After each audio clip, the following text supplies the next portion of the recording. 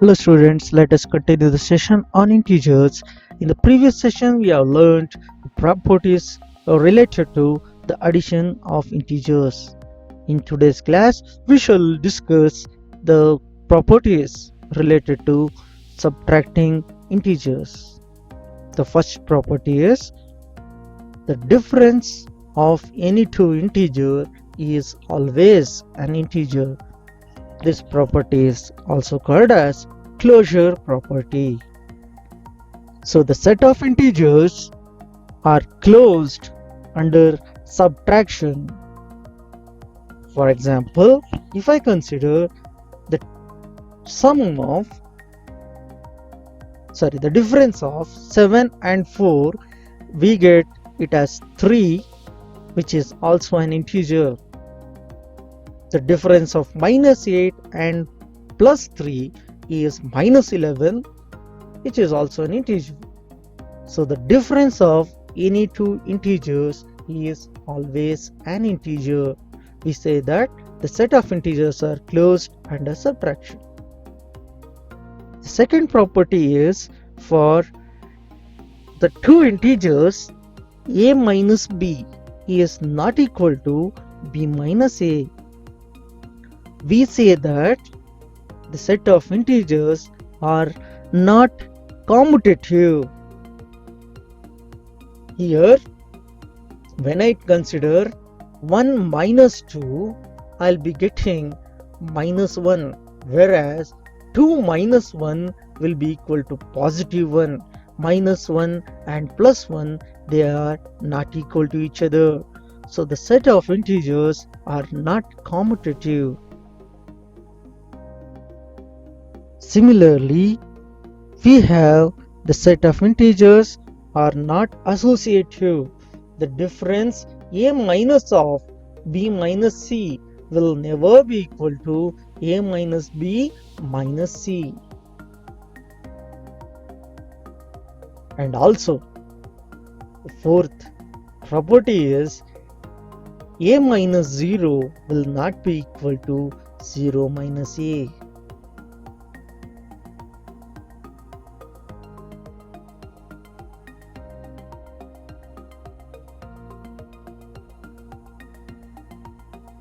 Now if you have the combination of the positive integers and the negative integers, how do we solve these type of questions?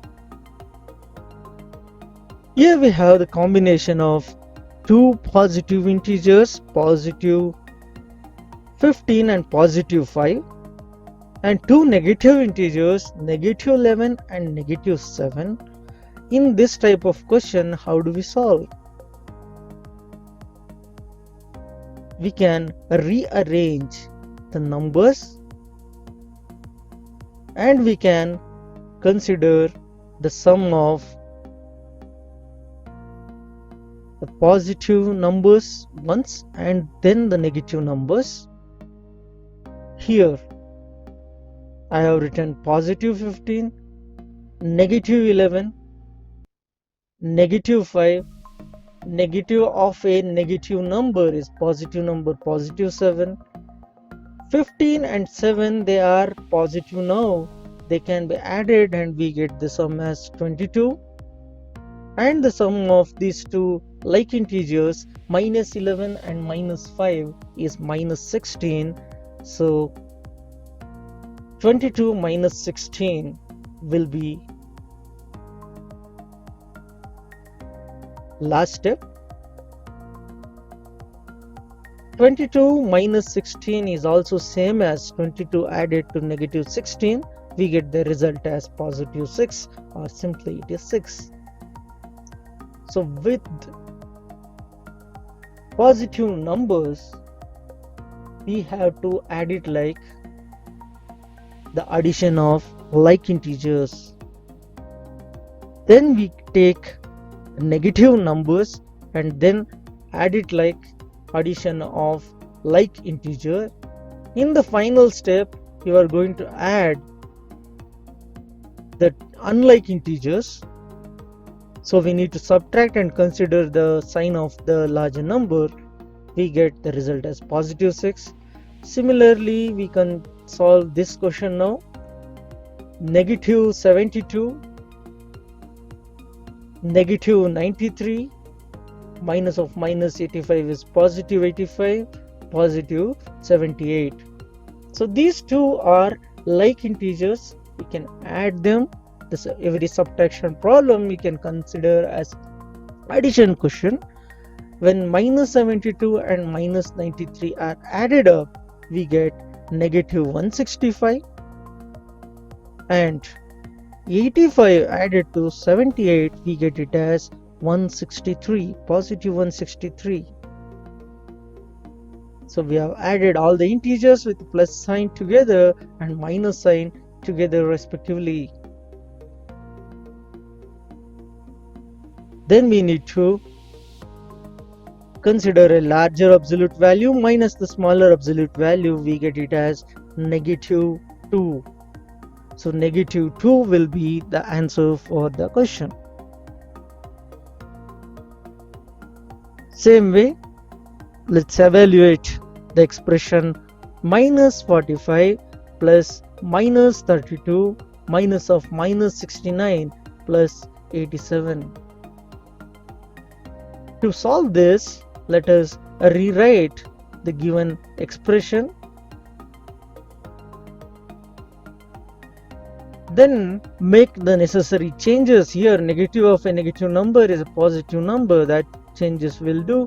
So minus 45 minus 32 minus of minus is plus 69 plus 87. Add these two positive integers together and then the negative integers together. When negative terms are added up, we get minus of 45 plus 32 plus 69 plus 87. This way of writing is called as grouping. So I have grouped the negative integers together and the positive integers together. We get it as negative 77 plus 156. The sum becomes 79. Same way, you can try solving this question. You can have a note this question and solve it on your own. Try this question and you will be getting the answer as positive 12. If not, you cross check why you are not getting positive 12. Next type of question, it is little different.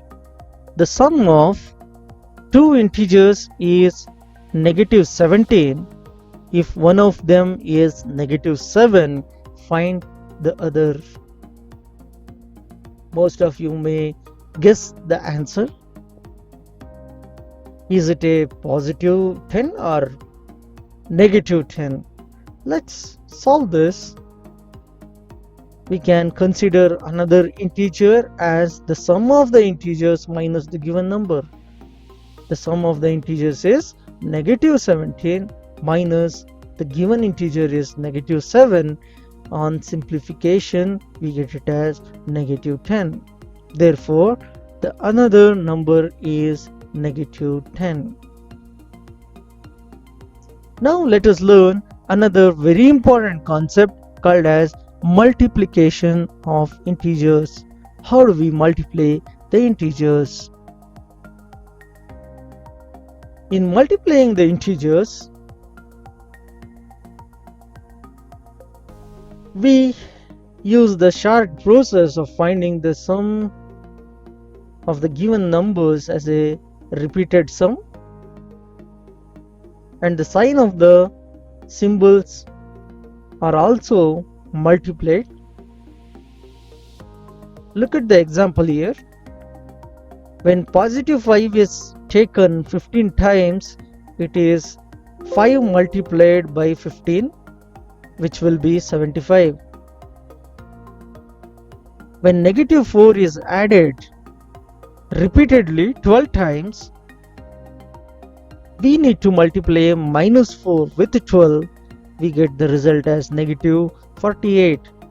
So multiplication is nothing but the repeated addition.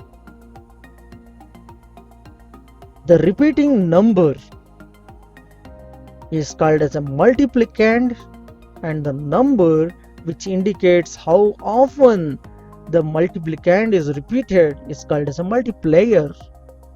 Here, when we consider 3 added 14 times, 3 is the multiplicand and 14 is the multiplier. We adopt some of the rules for multiplying the integers. When the integers are having the same sign, the multiplication of the integers, both the positive or the negative, is always a positive integer. The product becomes positive.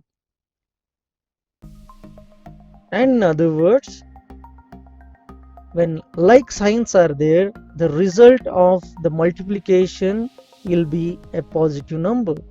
For example, when positive 5 is multiplied with positive 4, the result is positive 20.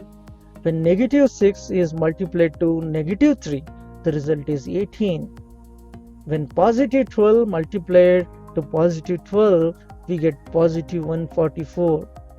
When negative 16 is multiplied to negative 5, we get the positive 80.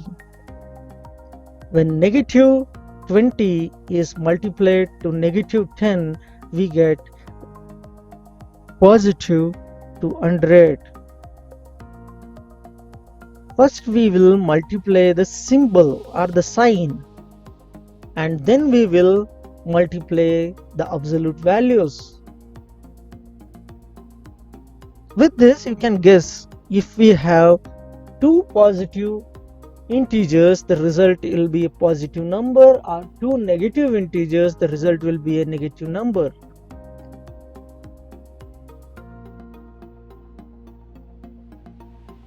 When the integers are having unlike sign, the multiplication of a positive integer and a negative integer will become negative integer. And in other words, when both the numbers are having unlike sign, different sign, the result of the multiplication is negative. If you multiply negative 15 with positive 8, the result is negative 120. So when a positive integer and a negative integers are multiplied, we get the number result, the product, as a negative number.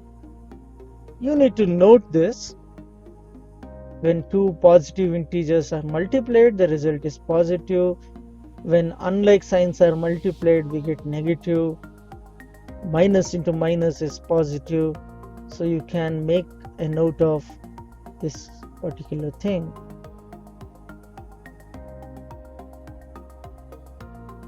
In multiplication of the integers, we do follow certain rules. Here we have the first rule. The product of two integers of opposite signs is equal to the additive inverse of the product of their absolute values.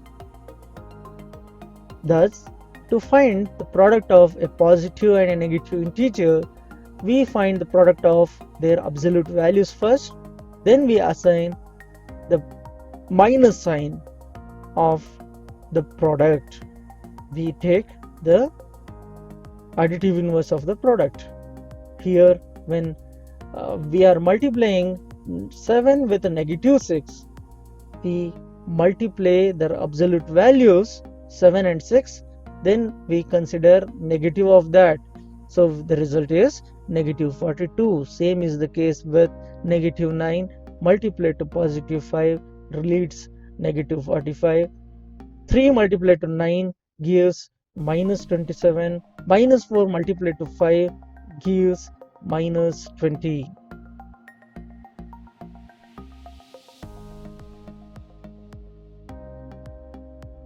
Let's discuss the second rule.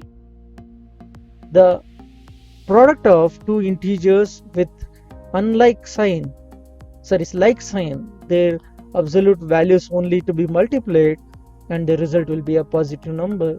The product of two positive integers is positive. When we take the product of the numerical value of the multiplier and the multiplicand, we get positive result. In case of negative integers, the product of two negative integers, we get once again the result as product. Thus, to find the product of two integers, either both positive or negative, we just multiply their absolute values.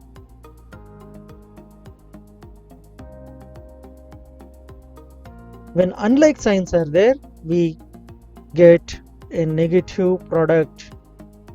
With this, I'll end today's session. We shall discuss some of the properties of integers in the next session. Then we take another operation called as division, and we shall discuss the properties of division too.